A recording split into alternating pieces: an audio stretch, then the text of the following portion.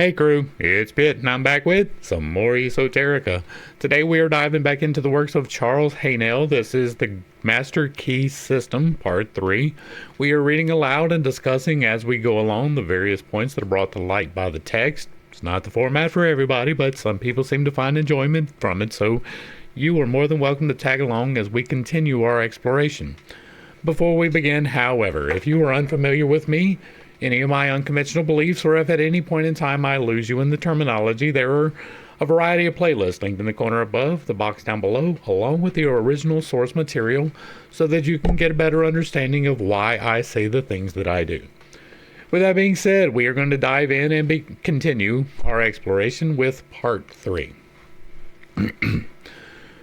Part 3 tells why the necessary action and interaction of the conscious and subconscious minds requires two corresponding systems of nerves. It explains how the connection is made between these two systems of nerves.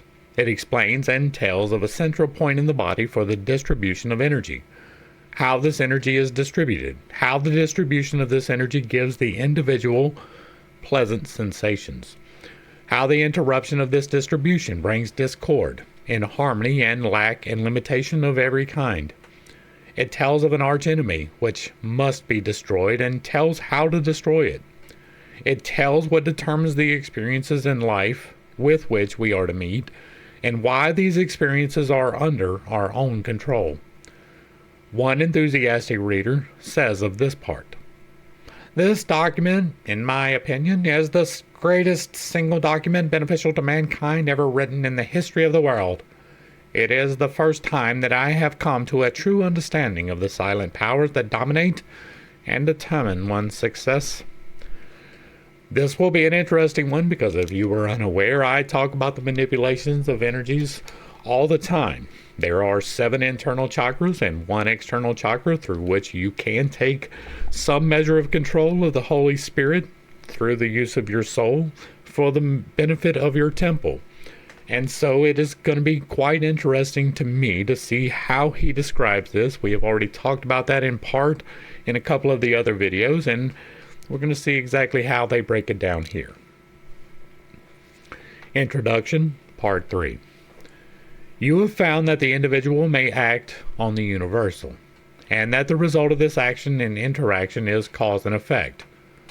Thought, therefore, is the cause, and the experiences with which you meet in life are the effect. Eliminate, therefore, any possible tendency to complain of conditions as they have been, or as they are, because it rests with you to change them, and make them what you would like them to be.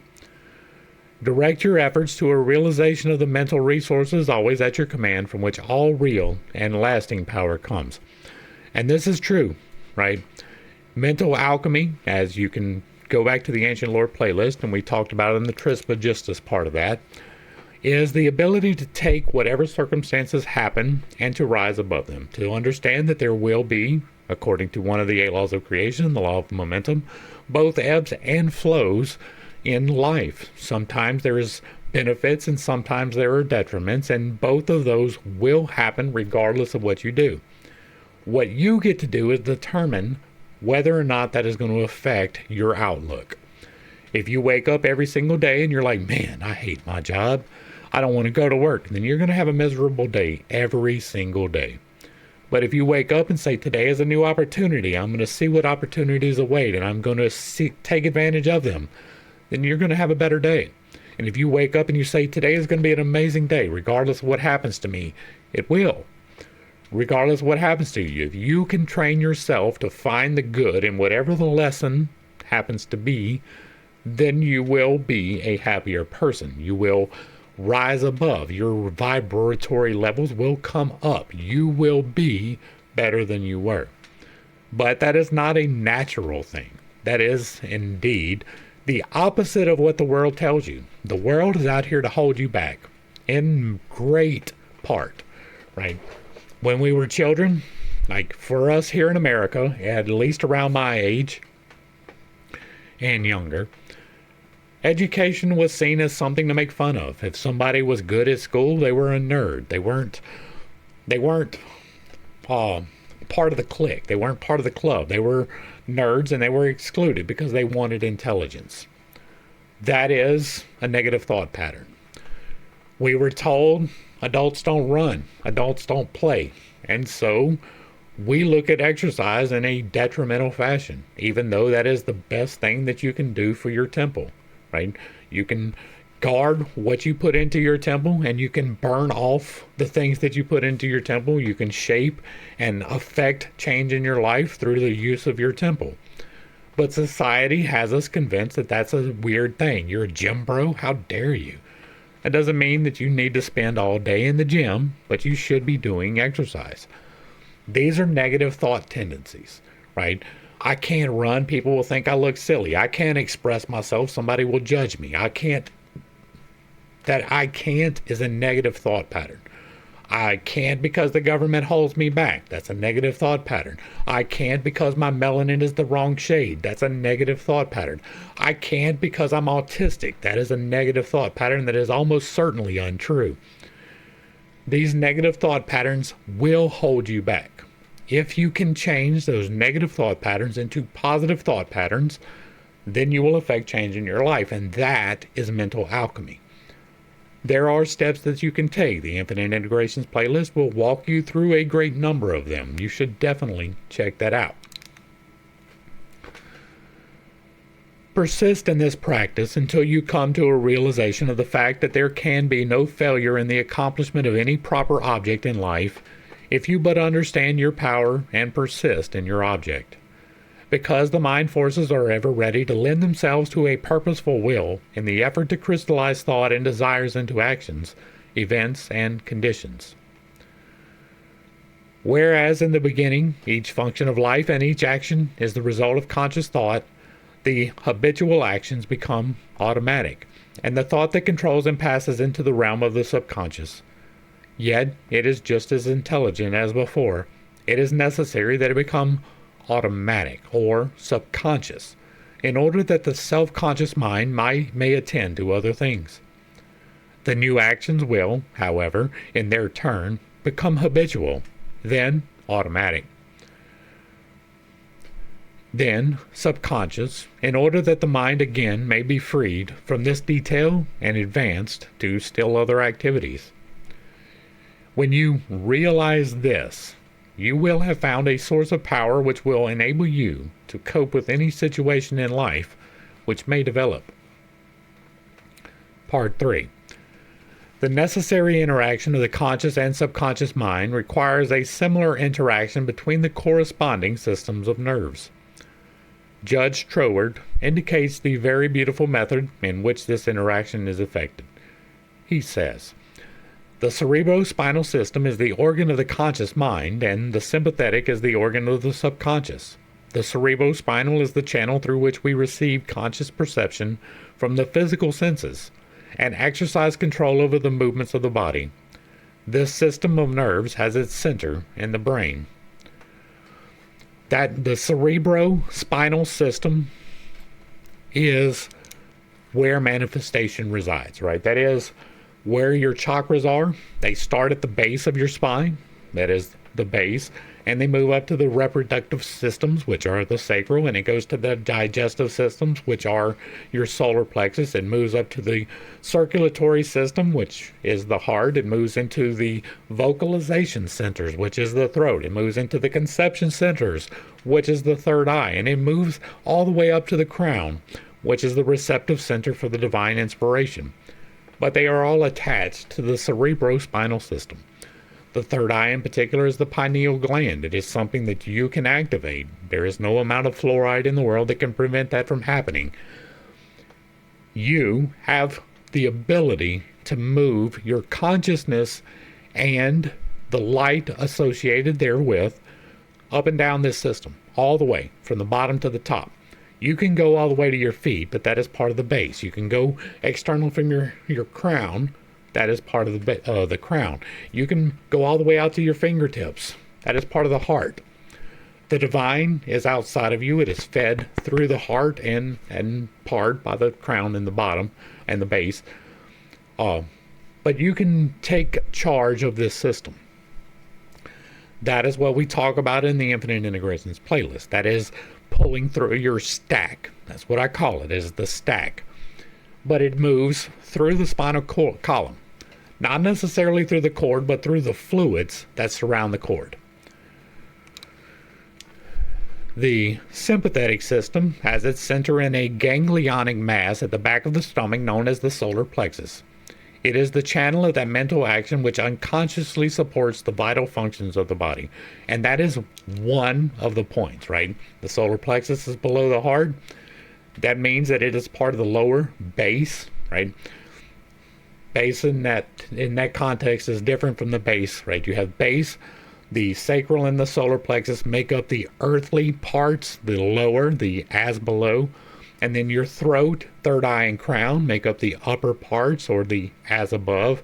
And they are melded together, as above, so below, through the heart, which is really the center of your being. It goes out into the divine, which emanates and from your body and surrounds you completely. It is the envelopment of the Holy Spirit, which is your part of the control. And so when he says the solar plexus, he's close, but not quite correct. It is indeed the heart that is the center of this, not the solar plexus. That may be off-putting for some people, but a further study will lead to understanding of what we're talking about there.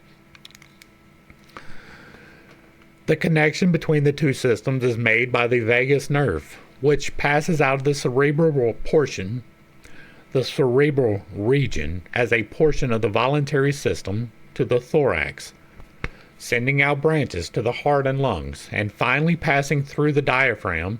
It loses its outer coating and becomes identified with the nerves of the sympathetic system, so forming a connecting link between the two and making man physically a single entity. That is not true. Right? The connection between the two systems is made by the vagus nerve. The connection is already there, which passes out of the cerebral region as a portion of the voluntary system to the thorax. Now, the thorax is the chest region, if you are unaware, sending out branches to the heart and lungs. That is because the heart and lungs are the connecting force. And finally passing out through the diaphragm, it loses its outer coating. What coating? There's no coating attached. That is simply not true. And becomes identified with the nerves of the sympathetic system. This is not separate. I understand that their understanding was different from mine. What I am telling you in no uncertain terms is that this is all interrelated. It is one system. It may have two manifestations, right? The voluntary and the involuntary, but it is all guided and guarded by the same thing. Now, there are two different systems of energy. There is a bottom and a top, right? The one at the bottom is associated with black. It is feminine. It is the grounding creative force. And then you have one at the top that is associated with white, and it is the penetrative creative force. These two act together. You have control of both, and it is only through the control of both of these that manifestation is possible. People who are telling you to only use the one power from the bottom, they're telling you wrong. If somebody is telling you to use only the power from the top, they are telling you wrong. You are supposed to use both of them in conjunction. You should be balanced all the way through your stack. As above, so below. Through the heart, make it so. That is how it works. So there is no outer coating that gets removed. I don't understand even where you could get that conceptualization. That has been completely outside of my experience in this. And I do have experience in this, right? I have manifested healing in my own life. That is not something arbitrary. That is not something imaginary. It is something that has happened in my life. And I am here to relate to you how to do that. This is not going to get you there. What I talk about in the infinite integration system is a better understanding, at least in my opinion, of how this works. We have seen that every thought is received by the brain, which is the organ of the conscious. It is here subjected to our power of reasoning. Yes, you want to know the mechanics of that? The divine aura which surrounds you is source. The crown, which is the chakra, which resides halfway in and out of your head. If you take your fist, you turn it on the side, it's that size, roughly spherical, and it sits halfway in and halfway out of your top of your head, where all the bones knit together. It makes a T right there, right? It goes across and it goes around the back. And there used to be a soft spot right there. That is the center of that force. Half of it extends up and half of it extends into your brain. That is the receiver. The base, same thing. Half of it extends half out of your body and half into your body. And it is also a receiver. It receives information from the divine. And then it goes to your third eye and your sacral. Now, your third eye and your sacral act as refining points. They direct the energy. They say, this is what I want, both of them, through the different information systems. They take the information and direct it. The next thing is your throat and your solar plexus. Those are amplification devices. They say, hey, I got this information. This is how I want the information to go. And then they amplify that. You create your existence through what you speak aloud. And then it passes into the heart, which allows it to become. Taking conscious control of that is what I talk about here. So what he is describing here does happen. You receive a thought, that you receive it, you understand it, and then you direct it. When the objective mind has been satisfied that the thought is true, it is then sent to the solar plexus. And again, that is just a simple misunderstanding of how it actually works. Or the brain of the subjective mind to be made into our flesh, to be brought into the world as a reality. It is then no longer susceptible to any argument whatever. The subconscious mind cannot argue. It only acts. It accepts the conclusions of the objective mind as final. Not necessarily, right? There is an instinctual level to the subconscious, and it can be redirected, but it takes time, and it will rebel when you are attempting to change it. The patterns by which you were raised are hard to break. I talk about it before, and I'll talk about it again, I'm sure, but the house that I grew up in, racism was not a stranger. It is, however, a stranger in the house that my children were raised in. They never heard me use any racial profanity whatsoever. They never heard me denigrate anybody based upon the tone of their melanin. That was an instinctive, or not instinctive, an intentional redirection of my subconscious into the conscious. But when I first made those decisions, it was not an automatic response. It was only through practical application and the enforcement of my will upon the subjective that changed. So, in part true, but in part not, right? So it can be that the subconscious will argue with your conscious. The subconscious mind cannot argue, it only acts. That is not true. All right. The solar plexus has been likened to the sun of the body because it is a central point of distribution for the energy which the body is constantly generating. And again, that is not true. It is the heart that is the distribution. The digestion happens and then it moves into the bloodstream, which is pushed through your body by the heart. The heart distributes it.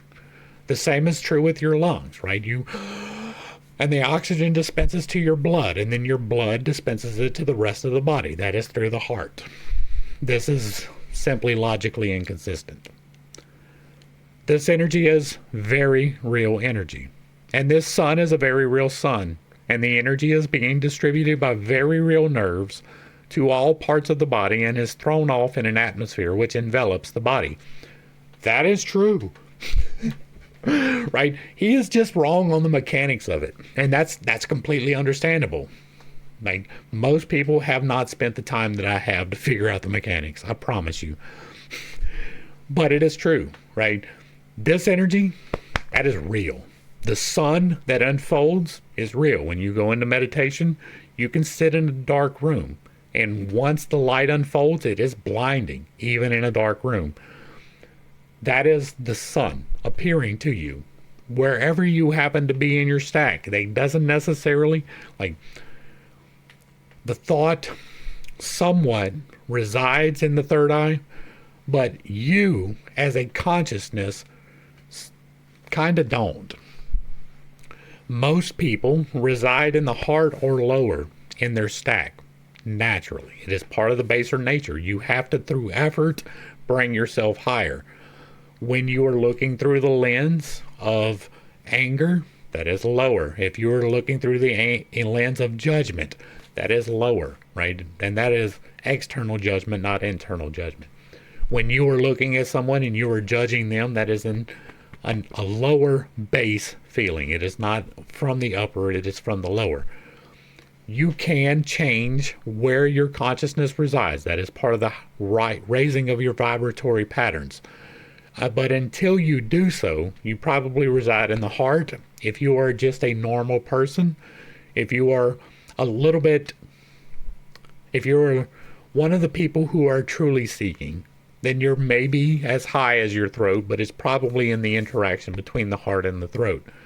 But if you were somebody out here, like most people, who are perfectly okay with criminality, and that is even a little bit, right? If you go to work and you are not diligently working, you're stealing. And so you're residing a little bit less than your heart. If you're talking about people in gossip and backbiting, that is a little bit lower than the heart. If you are operating from the area of sexual desire, that is a lot lower than your heart. If you are somebody consumed by substances, that is something lower than your heart. That is where you reside. Now, you can consciously move that up and down. The atmosphere which envelops the body is the divine aura. It begins at the palm of your hand, stuck out like this. Not like this at your fingertips, but rather like this. If you stick your hand all the way out like that, it emanates from you. It surrounds you completely in a sphere. It extends from here to a variety, right? There is no outer limit as far as I know, but I'm not sure how it will manifest for you. Most people, their divine aura doesn't extend very far. They are residing in the lower, baser interest, and so their vibratory patterns do not extend as far. If you are raising your vibration, then it extends farther. Mine extends for quite a distance. I have seen the effect of that in a real way. Like, I can see the subtle field, so I can see how far my field extends. And when I walk, if I walk at, like, I walk in the morning really early, and now it's dark. But, like, when I'm walking, I can see the influence affect someone else. It's really funny. Like, when I'm walking, this person can be over here completely unaware that I'm there. But when my aura touches theirs, they turn around. Even if they didn't hear me, even if there's nothing, and I'm still 30 or 40 feet away. That is something, again, which is experiential. I can't convince you that it's true. I'm not here to try. I'm just to tell you that that is a real thing. That does envelop your body. The divine aura completely encapsulates you. It sustains you. It is part of what keeps you moving. If this radiation is sufficiently strong, the person is called magnetic. He is said to be filled with personal magnetism. Such a person may wield an immense power for good. That is the goal. His presence alone will often bring comfort to the troubled minds with which he comes in contact. And that is another thing which it sounds incredibly prideful to say, but this is something that I live, right? I am an empath. I am not what the internet calls an empath. I am an actual empath. I can manipulate energies. I can take your energy, and I can ground you. That is something that I do. But just being around people makes it happen. I often am confronted with people, and I don't like talking about this because it gets into the motivations behind the 8 laws of creation, but this is an example, right? I can be in the grocery store shopping for meat, completely paying attention to this, and somebody random who is in desperate need will walk up to me and start telling me their life. I've had people come up to me and just randomly spill, I'm going through a divorce, my wife cheated on me, like things that you would not tell a stranger. They just walk up to me and they unburden themselves with it. It is part of who I am, and I am fine with that these days, especially. I am intentional about it these days, but it's happened to me for a long time. I can take intentionally those negative patterns and pull them from you. Now, I don't do that often because it is consent based off the top, and that's a little bit weird. Hey, but guy, can I ground you real quick? But I do it. I do it for my family all of the time. If somebody in my family is distressed, I give them a hug. And when I give you a hug, it is something that you walk away different from. I promise you, I am a different type of person. I actively take that negative emotion from you and I discharge it for you. You can do that too. It takes practice. It takes dedication. You have to pray, fast, and meditate, but it is something that you are capable of doing just as much as I am. But it is something that I do intentionally. And so this is true. And again, that is experiential. I cannot give you the experience. I can merely relay it to you. When the heart is in an active operation, it is radiating life, and yes, I changed the word, energy and vitality to every part of the body and to everyone whom he meets. The sensations are pleasant. The body is filled with health, and all with whom he comes in contact experience a pleasant sensation. I don't know about all. And once again, this gets into harmonics, right? I have a whole video on harmonics, but I don't know if I even dealt with it in there. But there are people on the opposite mission. There are people, I am here to bring light, to bring help, to bring healing, to bring the raising of the positivity. But there are probably people who do the opposite. And when they encounter my aura, it is an entirely different experience for them, right? If you are dedicated to theft, thievery, deception, anything along those lines, being around me is the decidedly unpleasant thing. I don't even have to say anything. I can just stand there and they get uncomfortable. So much so that they have to leave. And if you are doing dirty, you cannot be around me. I promise you that. It is one of those things that has been given to me so that I understand the alignments that are necessary.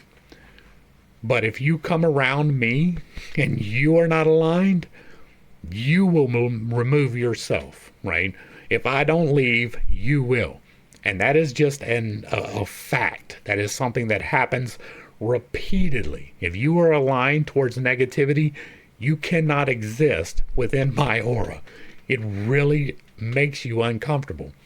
And so not everybody gets a pleasant sensation from it. Some people are aligned opposite.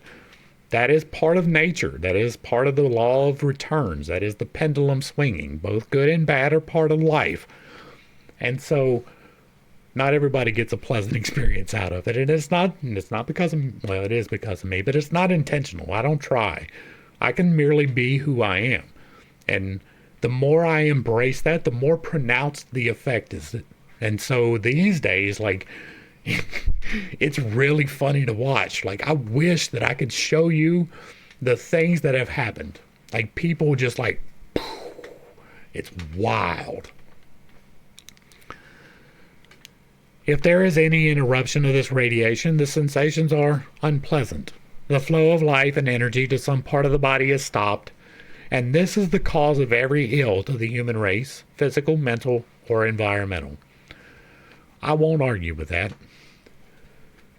Physical, because the sun of the body is no longer generating sufficient energy to vitalize some part of the body. Mental, because the conscious mind is dependent upon the subconscious mind for the vitality necessary to support its thought And environmental because the connection between the subconscious mind and the universal mind is being interrupted.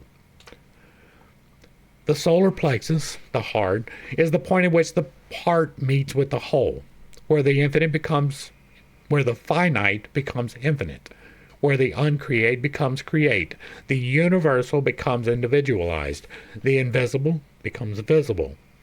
It is the point at which life appears, and there is no limit to the amount of life an individual may generate from this solar center. And again, I changed the word solar plexus to heart, and this works, right? As it's written. So it was just a misunderstanding of where, in particular, the energy was centered. This center of energy is omnipotent because it is the point of contact with all life and all intelligence. It can therefore accomplish whatever it is directed to accomplish. And herein lies the power of the conscious mind. The subconscious can and will carry out such plans and ideas as may be suggested to it by the conscious mind.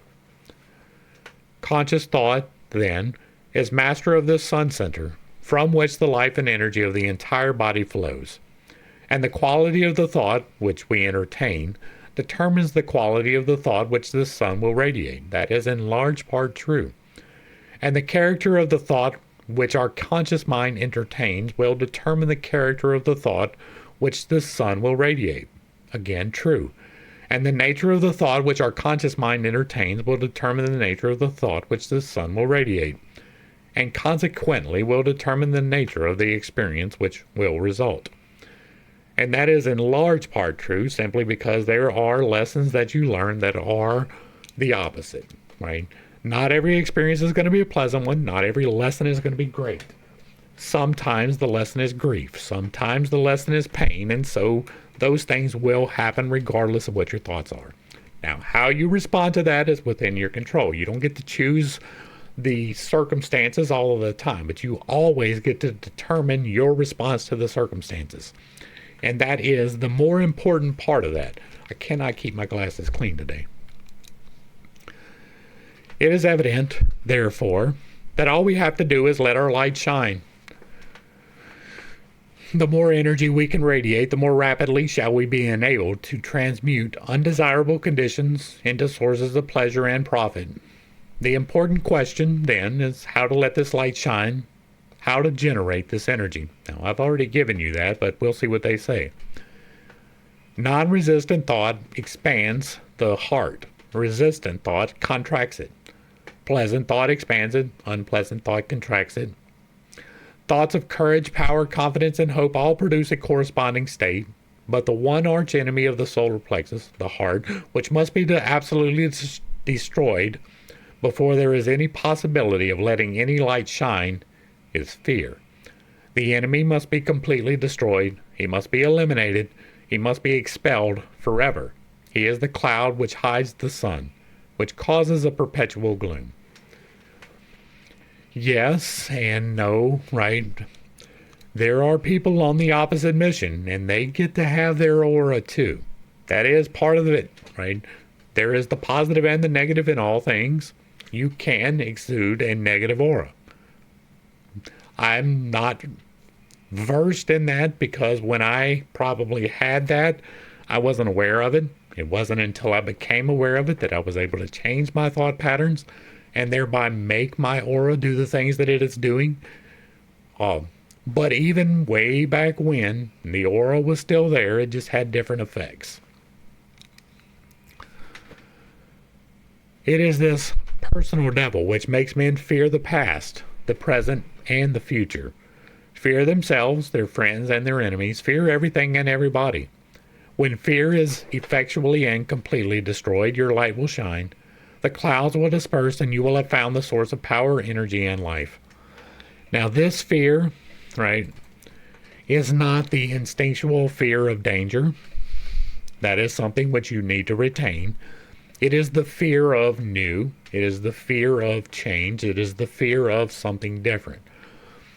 This says men fear the past, present, and future, right? You don't get to fear the past. It has already happened. You can be depressive about the past. That is where depression resides. The future, that is anxiety. That is where anxiety resides. If you are worried about the future, you are anxious about things. The present is a little bit less of either one of those.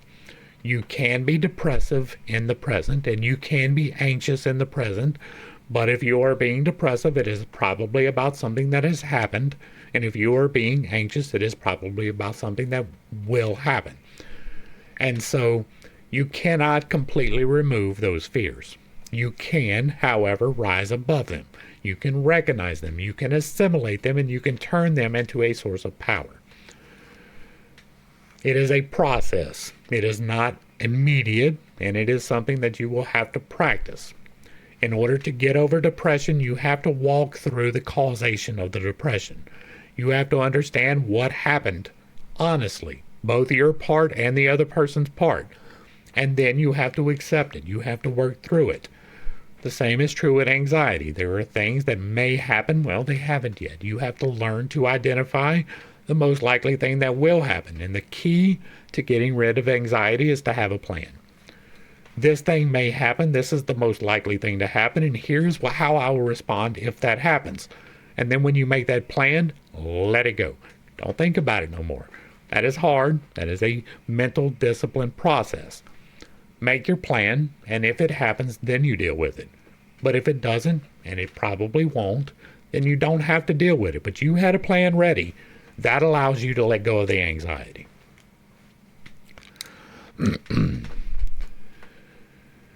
When you find that you are really one with the infinite power, and when you consciously realize this power by a practical demonstration of your ability to overcome any adverse condition by the power of your thought, you will have nothing to fear. Fear will have been destroyed, and you will have come into possession of your birthright. We just talked about that. It is our attitude of mind towards life which determines the experiences with which we are to meet. There shouldn't have been a comma there. If we expect nothing, we shall have nothing. If we demand much, we shall receive the greater portion. The world is harsh only as we fail to assert ourselves. The criticism of the world is bitter only to those who cannot compel room for their ideas. It is fear of this criticism that causes many ideas to fail to see the light of day. And again, that falls back to what we were just talking about. It is the attitude of the mind towards life which determines the experiences. You don't get to choose what the conditions are going to be. You made that choice before you got here. You get to choose your reaction to them. And so it is your attitude towards life which determines. And that is true. If you expect nothing, you will get exactly what you expect. If you demand much, you will get exactly what you expect. Now, in order for that to happen in the correct manner, you need to be in accordance with the 8 laws of creation. That is something important. If your motivations are misaligned, you will multiply those misaligned motivations instead of what you are actually trying to multiply. The world is harsh only as we fail to assert ourselves. The criticism of the world is bitter only to those who cannot compel room for their ideas. It is fear of this criticism that causes many ideas to fail to see the light of day, and that is anxiety that you can overcome by making a plan. But the man who knows that he has a heart will not fear criticism or anything else. He will be too busy radiating courage, confidence, and power. He will anticipate success by his mental attitude. He will pound barriers to pieces and leap over the chasm of doubt and hesitation which fear places in his path. And again, that is largely true. That is mental alchemy, and it is true. A knowledge of our ability to consciously radiate health, strength, and harmony will bring us into a realization that there is nothing to fear because we are in touch with infinite strength. And again, I bring into the example of the healing that I have done. Right? I have learned to consciously radiate healing within myself. I bring about strength and harmony through that, but it is radiating health that caused the healing to happen. And it is because you are in touch with infinite strength, which is the Holy Spirit. This knowledge can be gained only by making a practical application of this information. We learn by doing. Through practice, the athlete becomes powerful. And that is again true. It is not an immediate process. It is through time. As the following statement is of considerable importance, I will put it in several ways so that you cannot fail to get the full significance of it. If you are religiously inclined, I would say, you can let your light shine. If your mind has a bias towards physical science, I would say you can awake the heart. Or, if you prefer the strictly scientific interpretation, I will say that you can impress your subconscious mind. I have already told you what the result of this impression will be. It is the method in which you are now interested. You have already learned that the subconscious is intelligent and that it is creative and responsive to the will of the conscious mind. What then is the most natural way of making the desired impression? Mentally concentrate on the object of your desire. When you are concentrating, you are impressing the subconscious. This is not the only way, but it is a simple and effective way, and the most direct way, and consequently the way in which the best results are secured. It is the method which is producing such extraordinary results that many think that miracles are being accomplished. It is the method by which every great inventor, every great financier, every great statesman has been enabled to convert the subtle and invisible force of desire, faith, and confidence into actual, tangible, concrete facts in the objective world. And that is true. The subconscious mind is part of the universal mind. The universal is the creative principle of the universe. A part must be the same in kind and quality as the whole. This means that the creative power is absolutely unlimited. It is not bound by precedent of any kind, and consequently has no prior existing pattern by which to apply its constructive principle. You have to be in alignment with the 8 laws of creation. You have to be intentionally correct. But we have found that the subconscious mind is responsive to our conscious will, which means that the unlimited creative power of the universal mind is within the control of the conscious mind of the individual. When making a practical application of this principle, in accordance with the exercises given in subsequent parts, it is well to remember that it is not necessary to outline the method by which the subconscious will produce the results you desire. The finite cannot inform the infinite. You are simply to say what you desire and not how you are to obtain it. This is another one of those points, right? There are 3 parts to manifestation. There is the what, the how, and the when. You can grab hold to all 3 of those, but it is extremely stupid. You can grab hold to 2 of those, but it is extremely foolish. You can grab hold to 1, and you will get the desires of your heart. What that means is that you get to choose either what, how, or when, but you don't get to choose all 3 if you want correct results. I have done a video on the monkey's paw. It is an old story about somebody who wanted their wishes to come to life. And part of that story was that they got their wishes, but it was fulfilled in ways that they did not desire. And that is because they ignored what I am saying right here. You can choose 1, right? I choose, when I manifest, not to say, I want $1 million by next month, right? I could do that, and it would probably happen. But the reason I don't do that is because of what is contained in that video. And we'll use the example from that. There was a guy who traveled abroad and he got a monkey's paw. And the monkey's paw had the ability to grant 3 wishes. But there was unintended consequences associated with it. And the couple in the story get the paw. And they're like, oh yeah, I want this money and I need it now. And so their son died. And because their son died, they got a settlement from the employer where he was employed whenever he died. That was trying to control too many of the points. If instead you had manifested, I want abundance, however you see fit to give me the abundance, then over the course of time, you have stated the what, I want abundance. But I didn't say I want abundance in a month. That would be the what and the when. I didn't say I want abundance through a settlement that comes from this specific thing. That would be the what and the how. I say I want this. And then I leave the how and the when up to the source, up to God, up to the universe. If you only control one point of the manifestation process, it can come to you in the manner that is appropriate without the negative consequences. That is part of the alignment that we talk about in the 8 laws of creation. It is something that we hammer home in the Infinite Integrations playlist because it is a fundamental fact of manifestation. If you are trying to control too many points in the triangulation of the desire, you will get unintended consequences.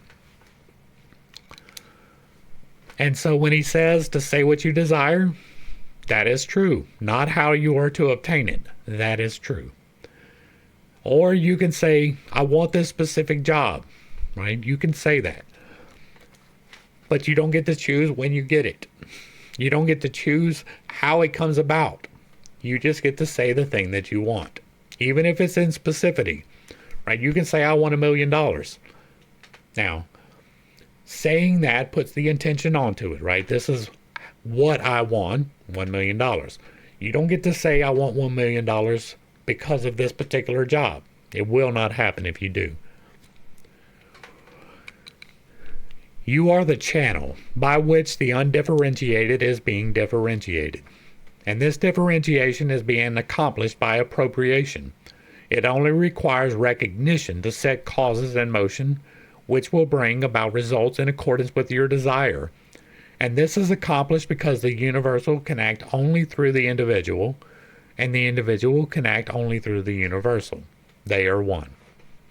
I don't disagree with that in most. For your next exercise, I will ask you to go one step further. I want you to not only be perfectly still and inhibit all thought as far as possible, but relax. Let go. Let the muscles take their normal condition. This will remove all pressure from the nerves and eliminate the tension which so frequently produces physical exhaustion. Physical relaxation is a voluntary exercise of the will, and the exercise will be found to be of great value, as it enables the blood to circulate freely to and from the brain and body. That is part of the meditative process, right? That is what he's talking about here. Well, the last one, he told you to relax your thoughts. This one, he's telling you to relax your body. You can do both at the same time. Tension leads to mental unrest and abnormal mental activity of the mind. It produces worry, care, fear, and anxiety.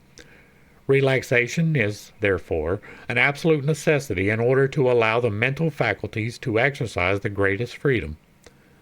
Make this exercise as thorough and complete as possible. Mentally determine that you will relax every muscle and nerve until you feel quiet and restful and at peace with yourself and the world. This is meditation. The heart will then be ready to function, and you will be surprised at the result. And again, that is part of the meditative process. We judge a man by a man's wisdom, by his hope, knowing that the perception of the inexhaustibleness of nature is an immortal youth. Emerson. Part 3, questions. What system of nerves is the organ of the conscious mind? The cerebrospinal. What system of nerves is the organ of the subconscious mind? The sympathetic. What is the central point of distribution for the energy which the body is constantly generating? It is not the solar plexus, it is the heart. That is incorrect. How may this distribution be interrupted? By resistant, critical, discordant thoughts, but especially by fear. What is the result of such interruption? Every ill which the human race is afflicted. How may this energy be controlled and directed? By conscious thought. How may fear be completely eliminated? By an understanding and recognition of the true source of all power. What determines the experiences with which we meet in life? Our predominant mental attitude. How may we awake the heart? Mentally concentrate upon the condition which we desire to see manifested in our lives. What is the creative principle of the universe? The universal mind. Mind in itself is believed to be a subtle form of static energy, from which arises the activities called thought, which is the dynamic phase of mind. Mind is static energy, thought is dynamic energy, the two phases of the same thing. Walker. And that is going to bring us to the conclusion of part 3. Hopefully I brought a little bit of enlightenment and not too much confusion to a somewhat difficult set of topics. I understand that I hold some unconventional beliefs and that I have a tendency to step on toes when I relay those beliefs. It is not intentional, but I have no other choice, and so I do not apologize for it. I am here to raise awareness. I'm not here to convince you, I tell you all of the time, and even though I am repeating myself in all of these videos, I'm not trying to convince you. I am here to convey to you an experience that I had. I have healed myself. It is through the Holy Spirit, through God Himself, but He allows you to take a small measure of control of that Holy Spirit, to direct it through the soul into the temple. You can do that. You do it whether you will realize it or not. You are creating the reality in which you live. Your responses to circumstances create your reality. You have active control over that. You may not realize it, but you are reacting. When you make the decision that it's going to be a shitty day, that is a reaction, and therefore you will have one. When you make the decision it's going to be a great day, you will have one no matter how much shit is thrown at you. You get to make that choice. Learn to make it consciously. Learn to understand that. You can direct these energies. It is through this direction of the energy that healing and miracles are possible. That is the root of manifestation. Now, I stand on that is the heart, not the solar plexus, but that is just definitions, right? That is a misunderstanding on his part in my estimation. It might be a misunderstanding on my part. I don't think so because I have the evidence. I have done the things through the understanding which I hold. And so that is why I'm here to relay that. If you put into practice the things which we talked about, you can already begin changing your life. I'm interested to see where the rest of this goes because this is a key part, right? The things that we talked about today is absolutely a key part of it. Hopefully, we get a little bit more elucidation as we go along. If you like what I'm doing over here, let me know down below. Give me a like, share, and a sub. Throw me a comment if you agree or disagree. As long as it remains respectful, it gets to remain up. And if there is something you would like to see me discuss in the manner in which we are doing here, leave that in the comments down below as well, and I will add it to the list. If you really like what I'm doing, hit me with that super thanks. To the crew, thanks for hanging out. I appreciate every single minute that you are here with me, and I am praying for you every single day. Until next time, I love you. God loves you. You are perfect, whole, and complete, just the way that you are. And this has been Pitt's Take. Peace.